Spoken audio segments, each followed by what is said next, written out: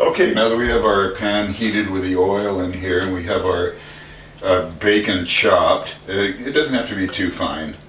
What you want to do is get the flavor in. Here's what we're going to do. So just grab beautiful bacon. And what we're looking for here is to render the flavor from the bacon into the oil here. So you may want to, you start out with a really hot pan. You may want to turn it down to about medium-high and move it around. You'll be able to smell this when you do this recipe. This is awesome. So go ahead and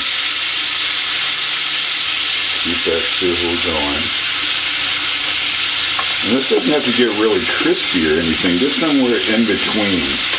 You don't want it really loose, but you also don't want it just, burnt or anything, because you can already see in the oil some of the bacon fat coming out.